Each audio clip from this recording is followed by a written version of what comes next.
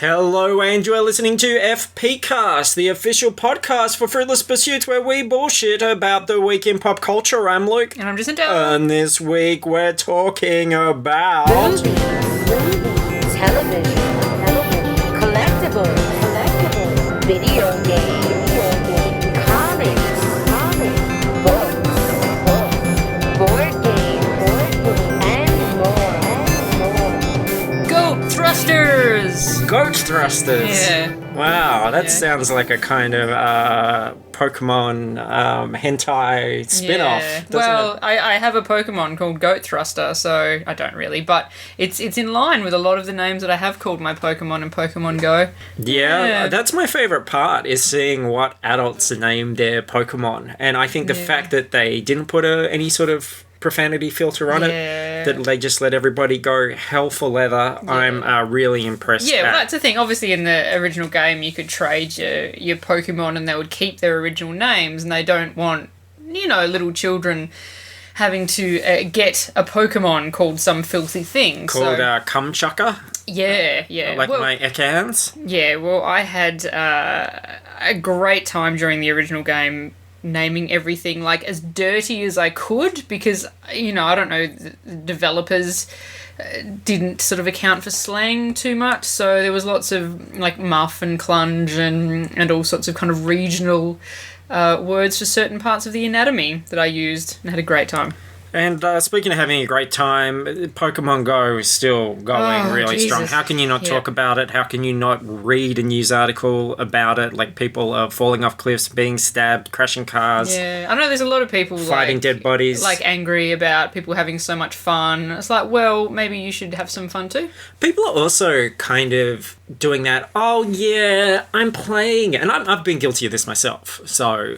But yeah, I'm playing it, but yeah, I mean, it's kind of embarrassing. Or isn't it lame that I'm doing this? But no, fucking embrace it. Everybody is like, doing it. Every single person, like... And they're having a great time. Yeah, I was at work last week, and my workmate and I we have like a gym outside our office, and we noticed that the health of the gym was going down. We're like, who the fuck is attacking our gym? And I went, it must be someone in the next building. So I kind of did a bit of a walk around to see if I could work out who it was. And this like older lady who I didn't think would quite be the Pokemon demographic was walking around with her phone with Pokemon on the screen. I was like, I bet it was fucking you. And it's a great bonding thing. And I don't even think that... Obviously, people talk about the merits, the exercise, the social thing. And then people, like, try and couch that with, oh, yeah, but the social thing, but it's, is it meaningful, etc., etc. I think that this is of value, even if it didn't have the exercise thing, even if it didn't have the social thing. I think anything that makes you... Well, one, anything that makes you happy, like, you should be doing right now. Absolutely. Even if it only lasts a week, even if it lasts 2 weeks, whatever. If it's a total fad. As long as you aren't made happy by, like, murder. Yeah. Maybe don't do that. Well, I mean, anything that makes you happy that doesn't affect anybody else is always a good thing. Absolutely. And Pokemon, like anything else, once it starts affecting other people and you do stupid stuff, obviously it's a problem. But while it's not, fine. Because as we're constantly reminded every time we sit down here, the world is a really shitty place. So I think anything that makes the world a little bit more magical and fun, then fucking let's go for it. Like, let's lap that up and not try and find a reason why it's bad as well. Oh, but pedophiles. Yeah. No, that's not the fucking thing you should be focusing on. And it's all so clickbaity anyway. Obviously, anybody writes a story about this stuff, talks about this stuff, people will listen. So, of course, people will scaremonger as well. But what I found interesting was after we'd recorded on Saturday last week, on the Sunday, Jacinta and I went to Kings Park, which is a big central... Suzanne. I haven't been there yet. Sorry. Oh, well, we should go. Especially while you're up this end. Yeah, there were hundreds of people there. And that was the first time... We talked about it on the show, but I had not been around hundreds of people playing at that point. I have a lot since. Yeah, it was really amazing because you think, well, this is the exact same park that it was the week before. Like, nothing's changed in the park. This whole layer of fun and interactivity is pretend. It's not real. But suddenly, they found a way for us to enjoy the things that have been around us the whole time in a different way. And also, of course, because they're landmarks and things, you learn a little bit about your surroundings and you see things you hadn't seen before. You go places that you might not have seen before. But even if you go to just the park down your road, you are enjoying that park in a way that you never have before. It's really different. Yeah, I had a fun experience on Wednesday. I think I was coming home from somewhere and I thought I'll just drive around a little lap of my area where I knew that there were Pokestops or portals or whatever you want to call them. And I saw someone had put a lure on a portal that was in the middle of a lake up the road. So I went, I'll stop it.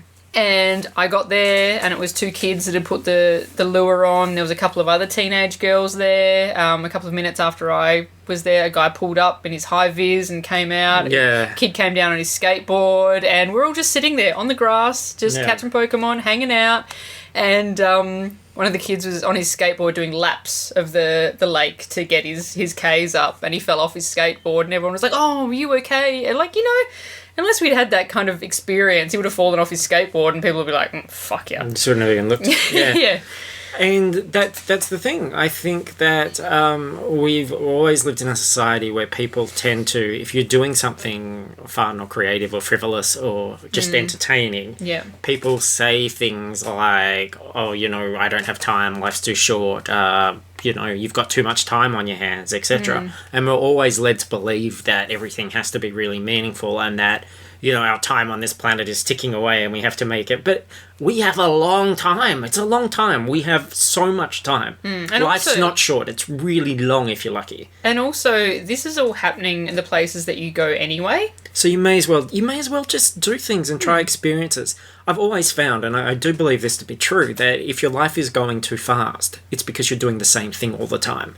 Because your brain doesn't bother remembering the fact that you get up and do the same thing. That's why, like your time at work, you go, oh shit, I've been here 7 years. It's because you don't collect as many memories because you're doing the exact same thing. You don't bother to remember it. But when you go on holiday or something, you're away for 4 days and it feels like a week or 2 weeks. And you have all these vivid memories, and it's because you spent that time doing different things and interacting with things differently. And you're still doing all this, you're still shopping and eating and sleeping and walking and doing all that, but you're doing it in a different place in a different way. And I think any time an opportunity comes up where it's like, hey, here's something, let's have a bit of fun with this for a while. I felt like this about virtual reality or whatever. Like, fucking let's do it. Let's try it. Why not? So, the thing I love about Pokemon is that it's like, it's literally exactly the same game as, like, Ingress, except with Pokemon now. Yeah. And when you would play Ingress, because so many, like, less people knew about it, if you did go to a park in the middle of the night and was standing there with your phone, you look like a creep. Now, it's fine. It's a poker party. It's a poker party. Is happening. Yeah. No, that's I think it's really good. I have thoroughly enjoyed it. I've got some highlights of my new Pokemon. I did get an Aerodactyl. I believe they're quite rare.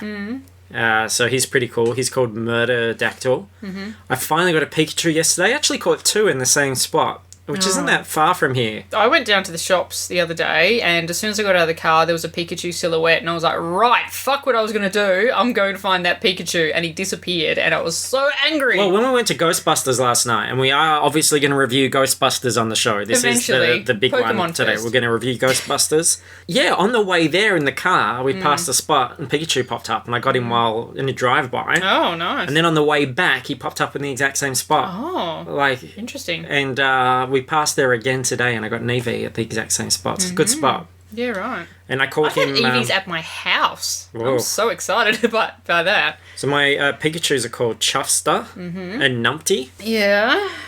I'm quite proud of them. Yeah. After last week, when I was like, oh, I don't want to name my Pokemon because that's dumb. You named them all. I named them all, and like they're and pretty. You're fouler than I am. We discovered when you sent them to me. And they're kind of foul to the point where I sort of don't want to share them with people because I don't want people to sort of think less of me. I shared one on the Facebook group this morning, which was a pretty tame one called Shitstorm. I have a Execute called Baron because he's a Baron.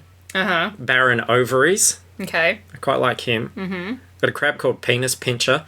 In fact, we just started a little thread on our Facebook discussion page, and we are asking you to post your favourite Pokemon that you've caught. So please, that might be a way that you guys can join the conversation if you haven't already. I've got a trio of Pidgeottos called Grinder, Pounder, and Slammer. Oh, I like that. I've got a Scyther called Babby Slasher. I have got a Raticate called Chimpy Nips. My Staryu, a copper squat and butt stuff. Okay, I've got a Golbat called Tit Biscuit. Tangela called Publord. I've got another Raticate called Bukake Bill. I've got a Shelder called Clam Licker. Okay, I've got an Eevee called Poon Slammer. My Growlithe, a Grumble Muffin Grizzlebum. I got a little Diglett called Todger. Okay, I've like got a Slowpoke called Pink Bits. Called a Jiggle Tits. And my female Nidoran is Slitty McTit, and my male is Flops McDong. My Charmander is called Hentai Harry. My rats are Cannington and Rocco Ham. Oh, nice. Yeah. I've got a what's the Cobra one? It's called Shaft to Tip.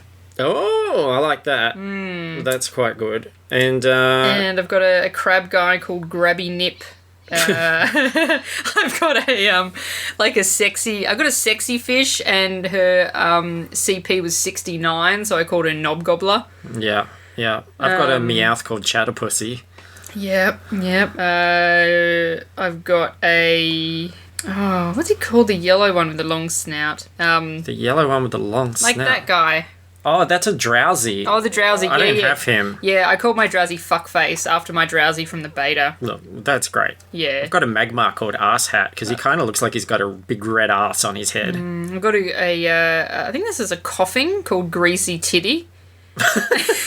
My coughing's called Fart Face, which isn't very original, but it's quite descriptive. I've got a Psyduck called Taint Sheriff. Anyway, lots of crazy names. If you are a member of our Facebook group, get on board, post pictures of your Pokemon. We're definitely keen to see them and talk about all that.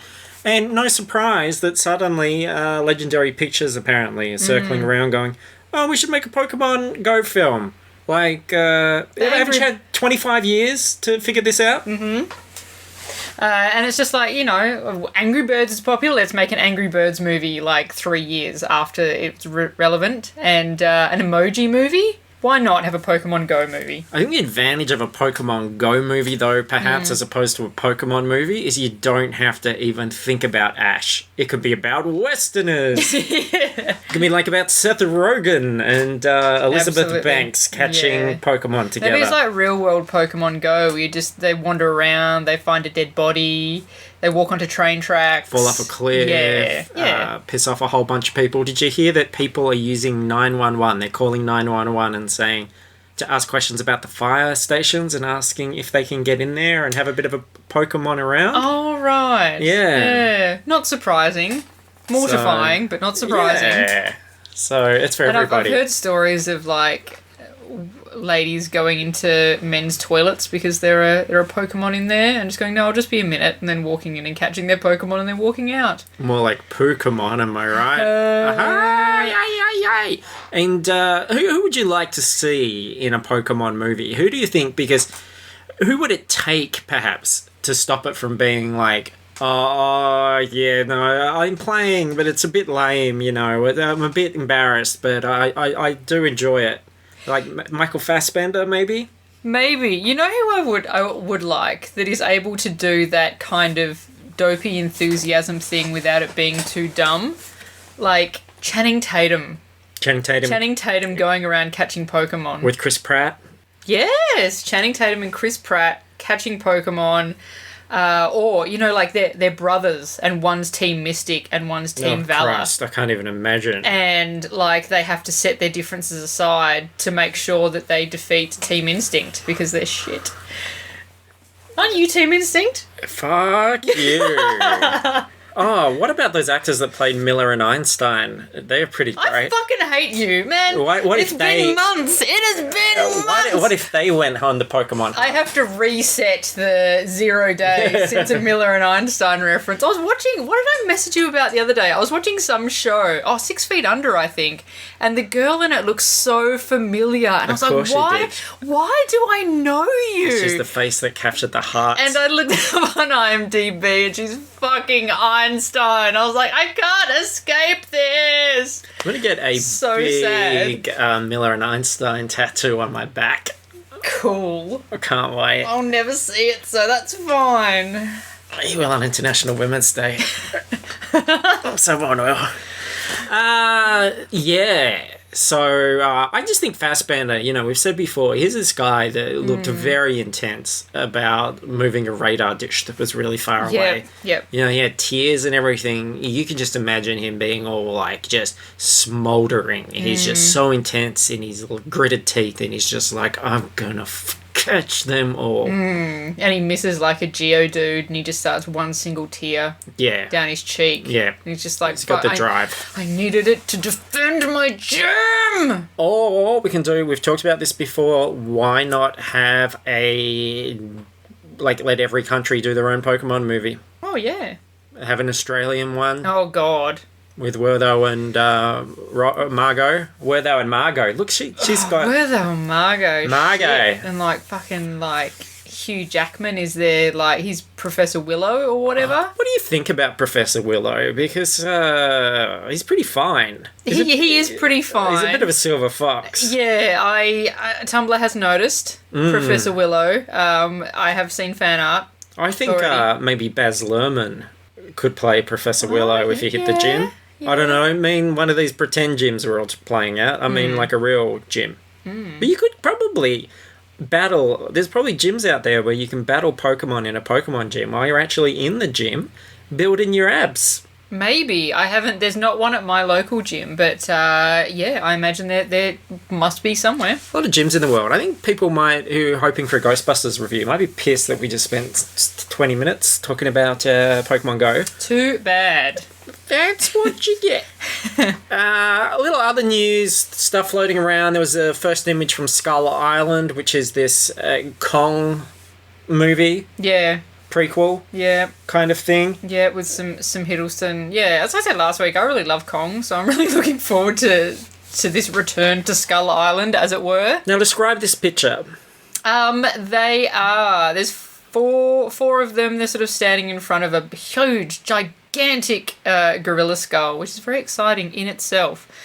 And Tom Hiddleston sort of has like a gun up in front of him, like he's covering his chest. Yeah. And I'm very excited to see the actual movie because I assume when he doesn't have the gun in front of his chest, his t-shirt does say I Heart TS. Yeah. Although remember, he is a refined Englishman. So you don't think there's a chance that when he dropped his pants, that his underpants said Elliot. Maybe. Bit of a poetry buff. I think so. I think that's the only way that you can really sort of justify it. Yeah. Yeah. Actually, that makes me feel a whole lot better about the whole thing. Yeah. Yeah. Well, wouldn't that have been a psych out? He's just got, like, Elliot, like, across his, like, tattooed across his belly. On the V. In, like, a Ben Cousins Such Is Life kind of way. Yeah. So when his, like, t-shirt gets wet, it has the I Heart TS, and then you can see the Elliot through the white t-shirt. Yeah. Oh, perfect. Okay. Solved it. Shake it off. Now, this picture's okay, but my problem is I saw it without any spoiler warning, and I want to say, what makes me want to spend a ticket to see Skull Island when I've already seen both the skull and the island for free? You haven't seen much of the island, only a little bit. But I saw the skull. That's the main feature of the island. I've already seen it. I imagine that there will be a lot of other skulls perhaps in heads doing things. Okay. On Skull Island, so I feel like it hasn't completely shot its load yet. Alright. Yeah. So we might see Lake Hiddleston's skull at some point? Well, I mean, we see his skull in that picture. It's just covered in flesh. That's the only problem. I've never thought about skulls like that before. Yeah. I'm touching my face. That translates really well to the podcast, Luke. Well, I had to be sure. Yeah. I had to make sure that there was flesh. We saw some stills as well from the Wonder Woman solo film that's shooting at the moment, and I definitely think she looks like Wonder Woman in them. She's wearing the suit, and she has like a little tiara. Just any suit. So yeah, I would say that's a Wonder Woman costume. Yeah. A Wonder Woman suit. Mm-hmm. So yeah. I think, she looks great. I'm pretty psyched for the Wonder Woman movie. And Chris Pine in those pics as well. Yeah, less excited about Chris Pine. You don't like Chris Pine? Oh, he's okay. Surely he's probably he gave you some goodwill after you saw him sing. He's probably like my least favourite of the Chris's. Okay, so Chris Hemsworth? Chris Hemsworth. Chris Evans? Chris Pratt. Chris Pratt? Yeah. Chris Pine? He is Chris Pine. So he's like... Yeah, I know, but he's one of the Chris's. I'm labelling all the Chris's. Yeah, that's what I'm saying. He's probably my least favourite Chris's. P. Bacon? Crispy. Yeah, not a fan of bacon. Do you like Chris Pine more than Chris P. Bacon? Probably. What about Crispin Glover? Does he count? No, he haunts my nightmares. Oh. I bet he's playing Pokemon Go. I'm sure and he's he is. only catching rats. Rats and bats and rats and rats. Yeah, that's his mantra. You hear him going. Imagine the park near Crispin Glover's place. Oh, And there's just dear. this like echoey rats and bats and bats and rats. Come here, children. Do you want some rats and some bats? Rats and bats. Rats and bats. And then a Star Wars celebration is happening at the moment. In Europe, I believe. Yes. Probably the only thing to celebrate in Europe at the moment. And, they showed a bit of what they call a sizzle reel. To get you sizzling. Get you sizzling. They showed it at a sizzler. Yeah, it was so good. Everyone was like so full of like potato. Ready to burst. And then on came the Stormtroopers. There was just croutons hanging out everywhere. It was crazy. Look, it's a bit of behind the scenes stuff, showing them shooting things, but also, I guess some shots from the film. And, it's looking really good. It's shaping up well. It was nice to see some of the aliens because they were absent from the first trailer. Yeah. And to see that that big furry guy is like animatronics and prosthetics and stuff. Yeah, everything looks super cool. Lots of practical things. I also thought it was really interesting, and this is something I don't believe we've seen behind the scenes in a Star Wars film before, is when they were in the big, I believe it's a gimbal that's a movie set thing which moves around. Yeah. So when they're in the X-Wings or whatever, and they're actually being thrown around that they're projecting the battle in front of them so that they're actually VR style seeing all this stuff happen around them. And I know Lucas played them a lot of World War II, was it, fighter plane footage and dogfights and stuff. But I thought to have it that immersive was an extra step, which really helps. And I thought the director, it's Gavin... Oh, I don't know, man.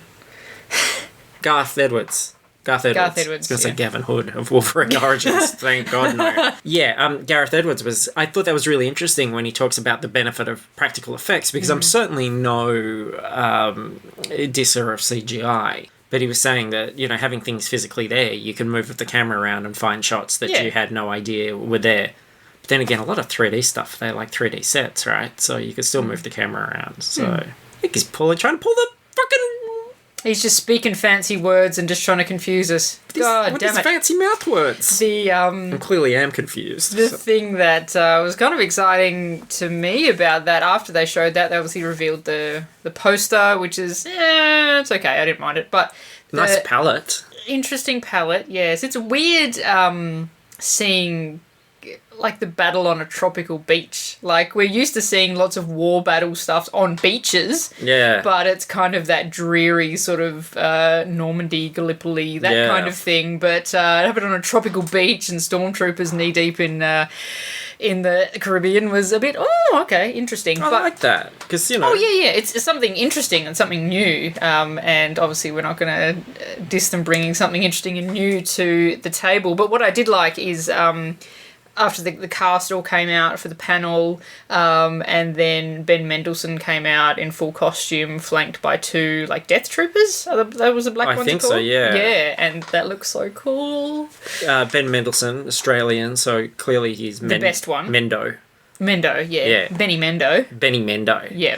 Oh, look, bloody great to see Benny Mendo getting up there and having a go at the Star Wars. Good on him. Like, what a digger. Like, he's bloody going to win the Star Wars, isn't he? I reckon he's probably got a pretty bloody good chance at the Star War. Down there in that bloody... bloody good on him. Where are they fighting anyway? Is it Bali? Yeah, I reckon it might be Bali. I reckon... Yeah. I don't know, I saw a bit of Bintang. Well, none of them had, like, their hairs braided, so I don't know if it was Bali, but... Oh, not the hairs you could see anyway, eh? Oh, let's stop that. So, Rogue One, and that's really... There were sort of... We're getting to this point, post-Civil War, where there were three movies I was looking forward to this year. And that was Ghostbusters, Suicide Squad, because I'm curious, it's something new, it's something different. I want to see it. And, of course, Rogue One. Yep. So, very much looking forward to that. And shall we get to, speaking of Ghostbusters, the actual review? Might as well. We're about Because half an hour in. We'll crack on. Finally seen it. We waited till the Friday night. It started screening here on Wednesday, so that was a little bit... I got a bit antsy. And, yes, saw it under very nice circumstances last night in the old Gold Lounge on our big fancy seats. Yeah, I decided that we probably needed to go Gold Lounge because I was kind of worried about, like, shitheads coming and you know, being shitheads during the screening. So we went to a little cinema of, like 25, 30 kind of seats. It wasn't actually full, which I was surprised at, but... Yeah, so it was a very pleasant experience. Had some dinner, had our food brought to our seats. Wonderful. And if people want to talk about nostalgia and fans and childhoods and everything, I'm very much a Ghostbusters fan right from inception. I was 8 when Ghostbusters came out and absolutely loved it and had toys and t-shirts and soundtracks and everything. Definitely a big part of my childhood growing up. And I was very excited to be seeing a new iteration of Ghostbusters on the screen finally, and I've honestly got to say that it did not disappoint me. I thoroughly enjoyed it. I thought it was a very entertaining comedy, which I think these sorts of things very much live or die on the strength of their characters, because it's a premise that you could put with anybody. And I think it was very successful with that. I really enjoyed these new characters. I really hope they continue. And I had a blast. I really had a good time. Yeah, I'm sort of the other side of the tracks. I think I saw the first Ghostbusters. My stepdad was really into that sort of thing. I saw it maybe once 15 to 20 years ago. I didn't care for it that much, so I haven't watched it again as an adult, so I'm not really that kind of invested in that whole sort of universe thing. I enjoyed it enough. I didn't, love it. I liked it. I didn't love it. It wasn't, it was a pretty, as you said, it's a pretty kind of basic premise. There's not a lot to... It's just pretty straightforward. I liked the characters. They were fine. I didn't have the favourite Ghostbuster that I thought I was going to have.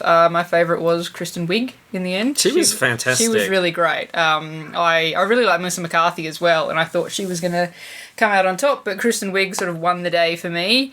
It wasn't quite as... Like I said, I enjoyed this movie. Yeah. I'm not saying this is a bad movie. I would never discourage anybody from going to see it. I think ultimately I maybe liked the idea of the movie more than I liked the actual movie itself. It didn't make me laugh quite as much as I thought I was going to, and some of the jokes felt a little bit repeated and dragged out in places. The "Hey Kevin, get the phone" thing was funny the first 4 times.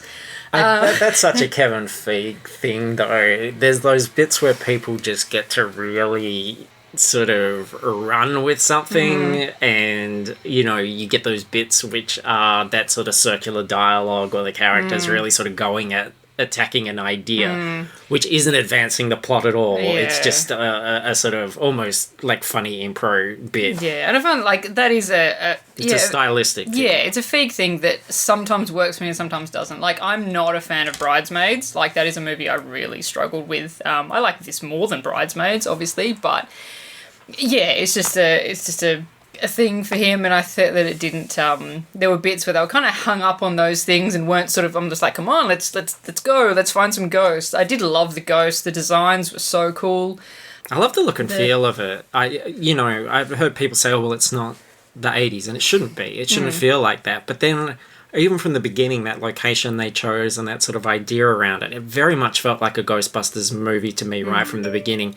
And you can really feel early on. I think the script was actually really quite clever in terms of the dialogue. The sort of jokes start to seep in right from that secondary character at the beginning, and it continues through. And I don't think it has that sort of quotable catchphrasiness of something like the first Ghostbusters, because I think that most of the humour is very situational in this new one.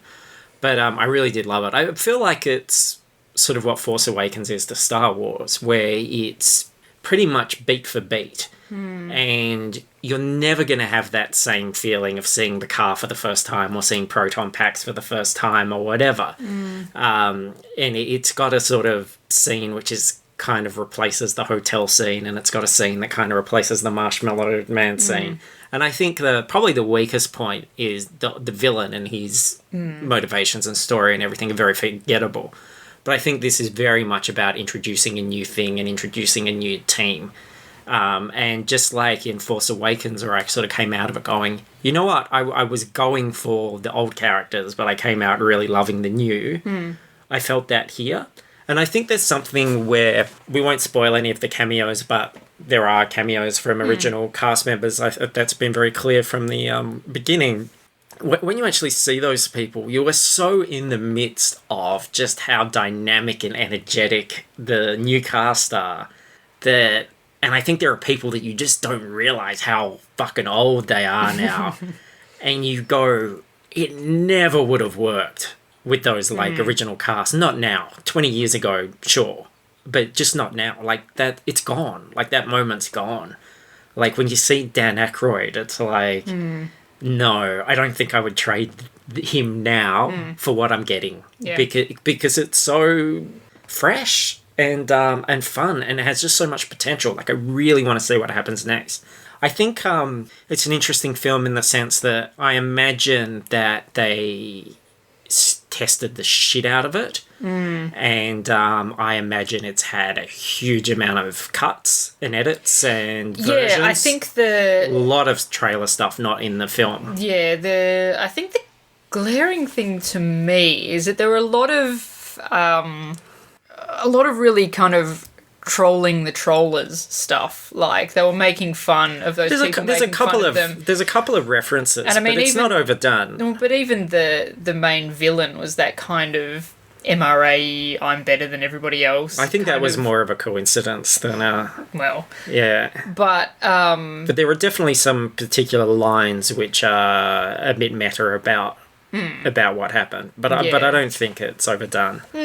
Well, I'm not, like, it's not something I'm saying was overdone. Like, it is something I enjoyed in the movie. I don't think it's gonna, like, out of context in 10 years' time, it's not gonna kind of hold up quite as well. But yeah, I like the characters well enough. I think that it's a great movie for girls to go and see and see these girls kicking ass and doing great things. I didn't really have I know a lot of people are saying that they walked out of it feeling euphoric and, you know, they were just like, fuck yeah, the whole time. I didn't really have a fuck yeah moment in the movie, but I appreciate the importance of this movie more than perhaps my experience reflected. Well, yeah, I do think, though, like, having watched it and to sort of springboard off that comment about the older cast, is that everyone's making it a dialogue about, and has for the last year or whatever, made it a dialogue about gender. And really, it just shouldn't be. And when I watch it, I feel like, because those characters they are very funny women, and they're very talented actors. And it's like, you know, I don't feel the agenda behind it. I feel like, well, you didn't have the, you know, women are 50%, more than 50% of the population. Why not just, like, it's for women. It was for men last time, it's for women now. That shouldn't be like an agenda thing. That shouldn't be like, oh, well, this is a feminist movie. It's like, no, they're fucking, you know, go outside, you'll see a lot of women. It is absolutely feasible that these female friends, and they, you know, you see the relationship between them, they are friends, they've all got a reason to link up to each other, and, you know, fine. Like, I really just think it was very natural. So I think when you start to go, then what is people's argument? Was it that it wasn't the original cast? Well, look at the original cast. Like, they're kind of past that. Or was it, yeah, it becomes then, well, because it was women. But when you watch it, I just can't imagine why that's a problem, because they're very unique as well. I mean, there's no agenda being pushed, is there? I mean, look at someone like Holtzman. Like, she's a cartoon character almost, and she's completely driven by urges and desires and motivations which are outside any agenda whatsoever. Yeah, like, it's just a very unique, interesting character. Interesting. I think that she's going to be a little bit divisive in some ways, mostly positive. Like, I've seen a lot of positive stuff about her. I found her a little bit much. I loved her in the trailers. I expected to be coming out of this thing all heart eyes, Kate McKinnon, I love you kind of thing. And I did. oh, yeah, but you were already predisposed to that prior to going in. But I came out sort of a bit like, oh, I've definitely had my fill of her for today. I found her pretty annoying. Every time the character, it would cut to her and she'd pull out some catchphrase and I'd be like, quiet down, let everybody else work now. Yeah, but I don't think it was that catchphrasey. Like, I was worried about that beforehand, but nothing ever really gets presented in that way. What I like about the way that script's structured is there's some very funny lines which are really just thrown away. Like, I don't want to spoil anything, but stuff that, just comes into a situation and it's just so snuck in there, but it's just really funny and everything just kind of rolls along. I think my favourite gag was the Hemsworth one during his interview and he asked if he can bring his cat. Yeah. That was my favourite. I'm sorry, this is backtracking a bit because we're going all over the shop, but that idea of them, really editing this thing, I think it'll be interesting to see if other versions or deleted scenes or what comes out of it. Stay around, watch the credits. There's stuff from the trailer that's in the credits that wasn't there, but there's also, I'm not going to spoil anything, but there's clearly a sequence that was shot to be a part of the film, which is then instead used in the credits. Would have been quite a big set piece, and you can kind of see why they might have shied away from doing that in the film, or how that might have tested poorly. And once you realise that it's missing, you go, yeah, what's kind of odd, just what the compromise they had to make. There's it'll make sense when you see it. But yeah, clearly they've really looked at, well, what works, what doesn't. I'd love to do a spoiler thing about it at some point because there's really specific things I'd love to sort of dig into. And I really did love. Kate McKinnon's over the top in it, but I really enjoyed her. Egon turned up to another couple of notches. Egon was the guy. You don't get to see these things in the film, of course, but who tried to drill a hole in his head and all that sort of stuff. And she's that character taken to that nth degree. And I love the contraptions that they come up with. Like each of them has a unique ghost fighting implement beyond the proton packs. And for me, it was like that difference between seeing like Obi-Wan and Vader in Star Wars lightsaber battle and then seeing like Darth Maul and Qui-Gon and Ewan McGregor lightsaber battle. That sort of, we can really amp this up now and with these new things and new ways of shooting everything, take this to a new level. And I thought they had some really wonderful moments there. So yeah, I was really just pleasantly surprised. I thought I would like it. I probably liked it more than I expected to. I thought it would be good, but I didn't, and it's not groundbreaking or anything, but I think the thing is that all we're really asking is we're handing over $20 to be entertained for a couple of hours, and it certainly did that. I had a great time and came out of it feeling well. And I'm really heartened to see, now that it is out, people, men and women, across Facebook and everything going, I loved it. Yeah, it was really good. I really enjoyed it. And that conversation starting to change because, we do this weekly show and everything, but in terms of a movie, you saying, I enjoyed it, but I know I didn't love it, but it was good. And me going, I really loved it. I enjoyed it. That's pretty much what else can you say about a movie? Exactly. I wasn't really into it. That's movies, isn't it? Yeah. It's and even though I say, I didn't love it heaps, but if some fucking neckbeard shits on this movie, I will defend it to my last breath. Yeah, the idea that it was going to be a piece of shit or that it was the worst thing ever or that it looked terrible or was poorly cast or was unfunny or anything like that, it's just such utter nonsense and so limp-dicked. And I started to read and I just couldn't, and I'm going to just cut out all the negativity, but there was someone on Facebook under a thing on it, not a friend, it was one of those things that came up in the feed for Ghostbusters, and he was saying how it's sexist and racist and unfunny and it's sexist against men because the guy's dumb, because dumb guys have never been in comedies before. And Yeah, just had this like really like sort of big rant about it, and like and it's irresponsible because it's going to be in front of millions of people and all this sort of stuff. And you just think, like, you really are, like, you've lost, the battle's lost. Like, everybody's, you know, packed up and gone home, and you're there out on the battlefield missing an arm and leg, just you know, tottering around going, oh, another thing, and it's like, just fucking give it a rest, buddy. You're done. You're lost. It's a brave new world, and this is a very nice addition to the cinema landscape going forward. Yeah, because there should be women in all these kinds of things and in genre movies, especially when, like, for fuck's sake, like, the audience, look at the audience in genre movies. Look at the audience at Comic-Con and Supernova and stuff. Women are a huge part of that audience. Like, why would they not be represented in the heroes and stuff? Because there's so much of a movies, and this was the kind of problem I had with Tarzan, where it's that white guy fantasy story which just feels really childish and unrealistic when you don't have any sort of postmodernism added to it. And what I'm reminded of is when we were at Supernova and we were standing in line for something else and we were near the wrestling ring. Yeah. And I don't want to, like, diss on these guys as individuals or because whatever you're into is fine. They had a crowd there that they were getting into it. I'm not a wrestling fan, but fuck, if you're in, you know, whatever fucking floats your boat, they're doing something. And I admire that. But watching these guys, and they're all white guys, in their underwear, pretending to hit each other and beat each other up and creating these storylines and things.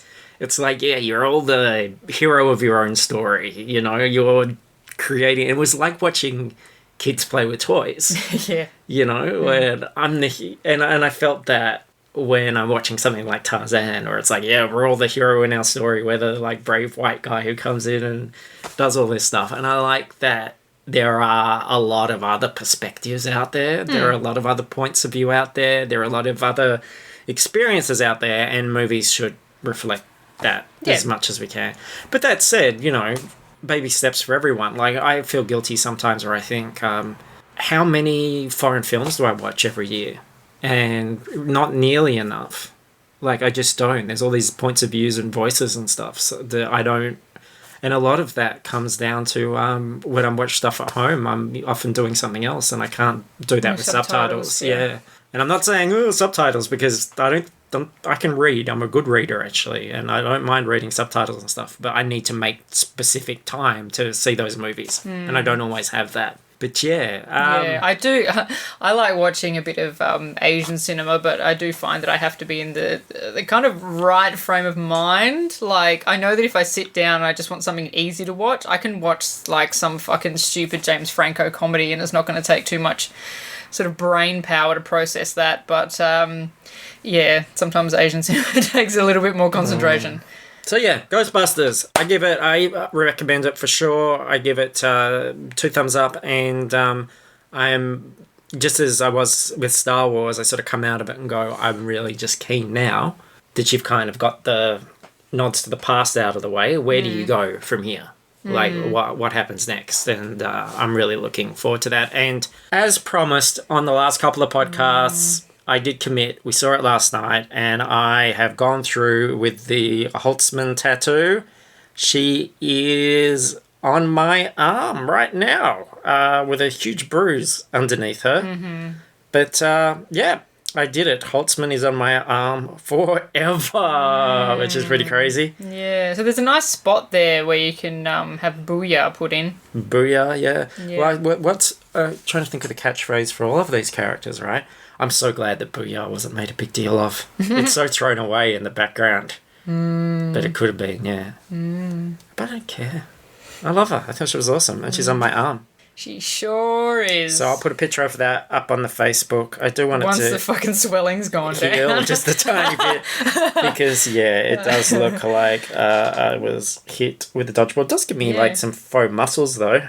It does. Like, your arm's a little bit swollen. It almost looks like a bicep. Yeah. Yeah. Wow. Oh, and just keep punching yourself in the arm. And I got Ramona Flowers as well. She's on my shoulder, and she looks really cool, but I can't see her very well from here. Yeah.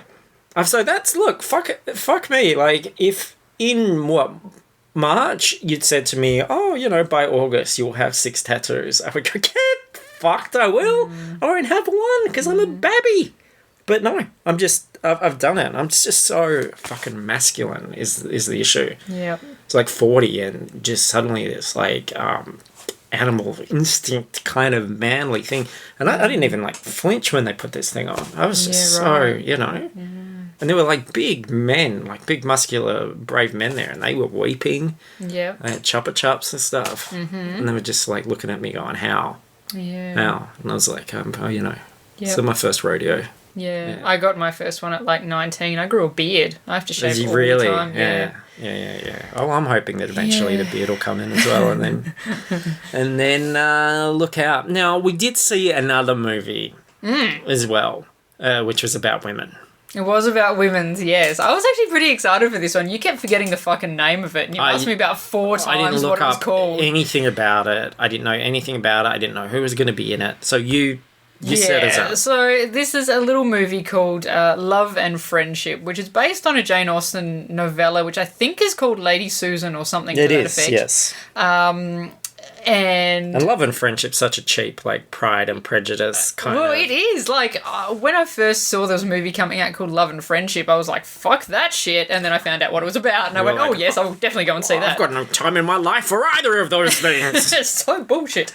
And we saw it at our favourite little old person cinema across the road, full of fucking ancient one foot in the gravers. Yeah, like I'm going to be 40 in about 2 weeks, and I think I was the youngest by about 35 years. And I'm older than you. Yeah. Considerably, but still. And I think there were people in the audience that knew Jane Austen personally. Yeah, they'd gone to garden parties.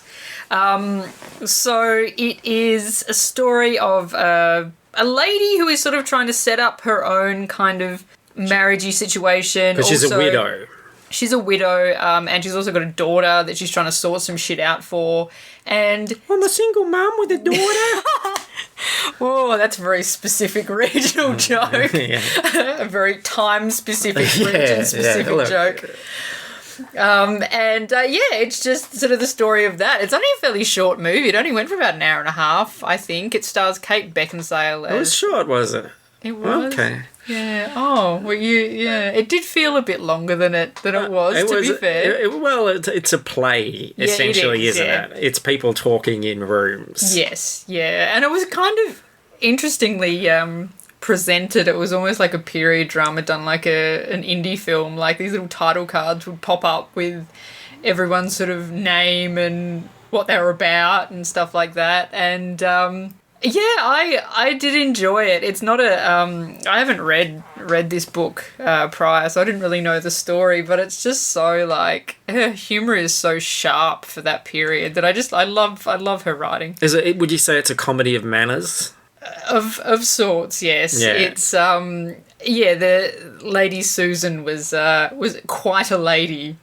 Yeah, I think if you want to sell this movie, don't call it Love and Friendship, because that's so not what it's about. Call it Lady Cutface. She was, because she is such a fucking mole, but in a really joyful way. Like she doesn't understand. Like she's like. She keeps that prim and proper facade the whole way through, and she says the most horrible things into such flippant throwaway way. Yeah, in a way where she just absolutely believes that that's just how things are and should be. Yes, everything is everybody else's fault. She is completely faultless. She's completely manipulating everybody and doing horrible things in order to advance her own situation. And, it's kind of, you can see how these sorts of things would inspire Downton Abbey or whatever. It's all about having to get married and, get your position. And set yourself up for life, basically. Yeah, and, so it's a lot of conversations and soap opera-y kind of things and deceits and stuff, and then kind of all wraps up with that sort of, well, you know, everyone pair off and do this. And it had some very nice... Look, I'm not going to recommend it, but I'm not going to say it was awful, because it wasn't. It was well presented, but it's obviously a very specific type of person that's going to enjoy this. Yeah. Like, if you've seen the poster and you've read the blurb and you go, this isn't for me, then it's probably not for you. But I did enjoy the characters. And like you said, I think Jane Austen is really sharp with that stuff, and it is really enjoyable, but you do have to be in the mood. I was kind of more sitting there going, there are people seeing Ghostbusters today. We're seeing this. But I really enjoyed Kate Beckinsale, actually. I thought she was really amazing. I thought, I began to, after a while, think, she's a bit of an all right. You know, and that's pretty... brave thing to say, because she's a woman over 40 in Hollywood. What? Yeah. How is she in a movie? I know. They put her in a movie. God, did she lie about her age on her? Must have done. Oh. And but I did notice there were no close-ups in that entire film. Everything is shot in like 3/4 body. It's all mid shots and wide shots, and I don't know if that's sort of keeping that sort of feeling of a play, or like keeping a polite distance from everybody because of the because that was polite in the time. Yes. But no, I thought she was wonderful. It was really nice getting to see her play that kind of character, and I thought she did it very well. We joke, of course, about this women over 40 in Hollywood thing, but something kind of pertinent about that I wanted to talk about, because I feel kind of a bit guilty of doing that subconsciously with the Ab Fab trailer last week, and I did end up looking up their ages, and the reason, of course, that is it Julia Swa the daughter. The daughter looks, old. She's only 10 years younger than Jennifer Saunders, who's not that old at all. She's like about 58, and Joanna Lumley's 70. So I thought that was She's really actually interesting. looking fairly good for 70. Oh, yeah. And, and so is actually, and Jennifer Saunders looks fine if you actually see her not in character. So, so that was kind of... It's funny, like, I feel bad about that sometimes. I sort of caught myself while doing the Back to the Future 3 on the last book was better, and I sort of thought about it afterwards. I was going to say something about how, you forget how wonderful Leah Thompson is. And I was going to say young Leah Thompson, and I thought, what a horrible thing to say, because there's that sort of thing where you become so blinded by this idea that, I don't know, like everyone wants to touch the new kittens, but there's this idea that, you look at like Carrie Fisher and Leah Thompson, and these were people that everyone would have fallen over backwards to be with, were just the most desirable, like, wow, we want to be with these people. And then suddenly, like, Force Awakens come out and people are like, oh, I wouldn't fuck her with my dog's dick. And you're like, but, yeah, that's still Carrie Fisher, you fucker. Actually, the movie The Other Woman was on TV the other night, and I was reminded of your comments post that, and that you were going in, 10, 15 years ago it would have been Cameron Diaz, but you left going, oh, Kate Upton's. Yeah. Certainly the pick of the litter there. Yeah. You want to... Yeah, you do. You see the new kittens. It's kitten season. You want to touch them all and play with them all. You forget there's that bloody cat that's been sitting on your lap forever, totally loyal, friendly. You don't know what this kitten's going to... You know what the most exciting thing is, as I get older, is finding, discovering sort of new actors or whatever that I find very attractive that are older than me. Because sometimes you see someone and you go, oh, they're really hot, but I bet they're like 22.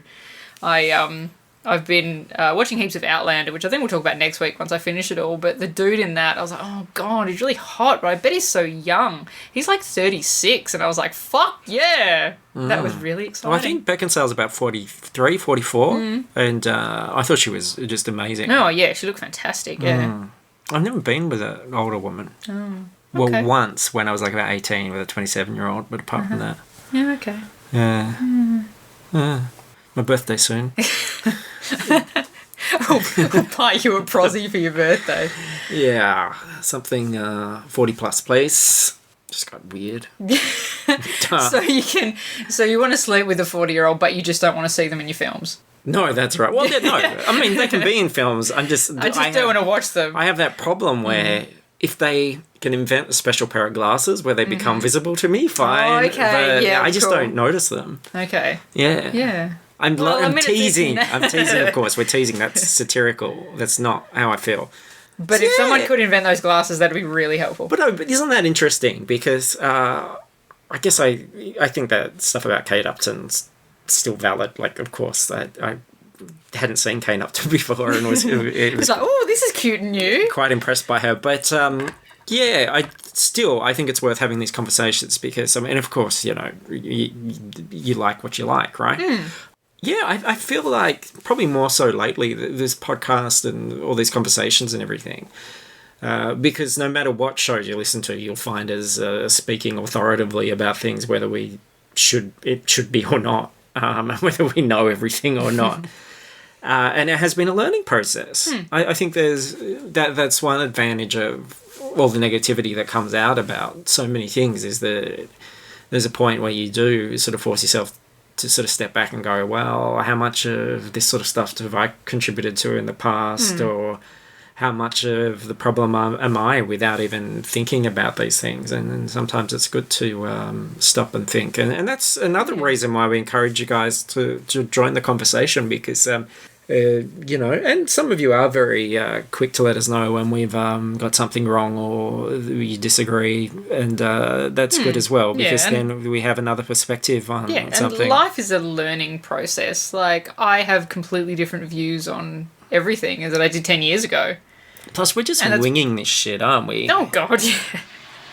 We don't do any sort of research or anything before we do these shows. It's just what we feel at the time. Like right now, I might feel differently in 10 minutes. Yeah. I might watch the other woman and be right on Cameron Diaz the whole time. I'll still be right on Jamie Lannister because he was the only real, like, you know, he was the only man in the movie. But great diarrhea scene too. Oh, just amazing. Like, it's Best such a one shame. since Dumb and Dumber. It's such a shame that there's not, like, awards for that sort of thing. Yeah. All the Emmy Award nominations came out this week, and I was quite tickled to find that there's very specific period drama categories now. All right. Yeah. Like, I missed the Emmy nominations. Oh, I only saw it because, like, obviously I like Downton Abbey on Facebook and they got a shitload of nominations. I think Game of Thrones did 2. Outlander got some as well. But yeah, they have for like period, like, specific period drama categories, which is so cool that they kind of recognise that that's a whole different kettle of fish to doing a drama that's, you know, a family drama in someone's house. Yeah. So I love that. I think that's awesome. And the award itself, is it a kettle of fish?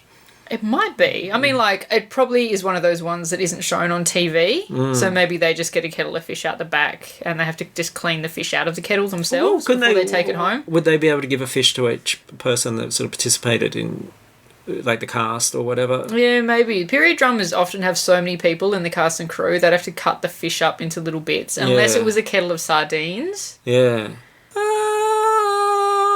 I think we're done. I think this is the show. I reckon we are just about done, yes. All right. Well, I would like to thank everybody formally for listening. It was very good of you. I'd like to thank everybody informally for listening. Good on yous. And please listen to the other shows. Now, you're in for a double treat because Book Was Better this week, in theory, will be you. It'll be you, Jacinta. In theory. We're going to double down. We're saying in theory because... I haven't finished the notes yet. Because some things have to happen, but hopefully that'll happen. The stars need to align, but yes. In all likelihood, we will be doing Book Was Better this week. Yep. And I won't say what it is, just in case something falls through. And but look out for that. And of course, go to fruitlesspursuits.com, find out everything that we're doing that has links to our Facebook page and discussion page and Patreon if you want to super support us. And iTunes, rate and review us, you buggers.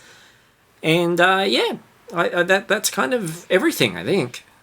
Yeah. That's the lot. That's it. That's the lot, eh? Hey. Now go and catch some fucking Pokemon and tell us about it, dickhead. Oh, shit. There's a Pikachu on my desk.